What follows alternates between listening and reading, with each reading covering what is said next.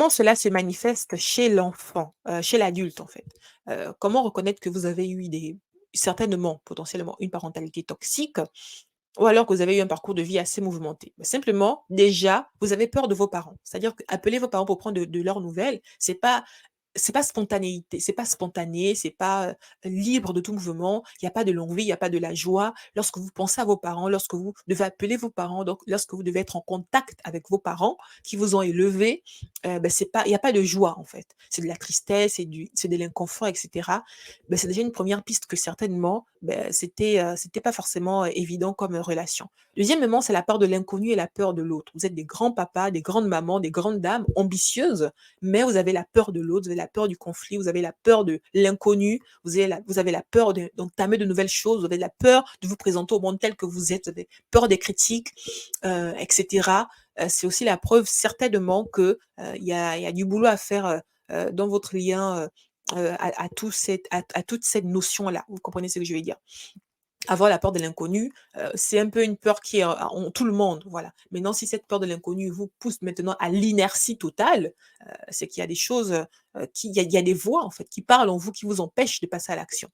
Donc il y a aussi la peur constante, du conflit, voilà, les personnes qui préfèrent se taire, s'effacer pour ne pas avoir des problèmes, ou alors les personnes qui sont dans la confrontation perpétuelle parce qu'elles veulent en découdre toujours. Ce sont des enfants certainement qui ont fait très tôt face, à de la violence, du coup, face à cette violence lorsque c'était petite, elles ont appris à soit la fermer, c'est-à-dire à se taire, à s'effacer pour ne pas chercher des problèmes ou alors vraiment à se battre, en fait. Parce que très tôt, ils ont, en tant qu'enfants, eu f à faire face à de la violence. Le fait de se sentir redevable toujours, sentiment toujours de dépendre, de devoir quelque chose, le fait, n'est-ce pas, d'avoir peur de décevoir, le regard des autres, être dépendant affectif justement, le fait d'avoir une très faible estime de soi-même, un gros manque de confiance en soi, le fait de ne pas savoir poser des limites, de ne pas savoir dire non, n'est-ce pas? Le fait toujours, vous voyez, le fait de toujours obéir, répondre toujours aux besoins d'autrui, mais ne jamais être connecté à ses propres besoins, de ne pas se comprendre, de ne pas s'accepter parce que, on a été coupé malheureusement très tôt de nos propres émotions. Du coup, cette connexion spontanée aux émotions, on ne l'a pas.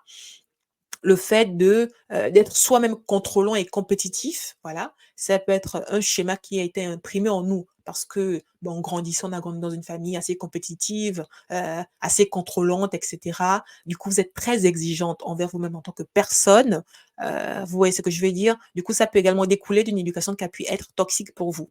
Le fait que vous soyez vous-même une personne manipulatrice, une personne menteuse et manipulatrice, c'est que quelque part, vous avez, conclu, sur votre parcours de vie que c'était important de savoir manipuler, que c'était important de savoir mentir. Mais comment en êtes-vous arrivé là? C'est que forcément, vous avez été exposé à un moment donné à des événements qui vous ont poussé à mentir et à manipuler pour sortir gagnant. Voilà, simplement. Je ne fais pas l'avocat du diable, mais c'est vraiment pour faire comprendre des choses, et comprendre que simplement, il y a pas de mal en fait. Il faut juste savoir, identifier soi-même ses comportements limitants mal adaptatifs et savoir les corriger.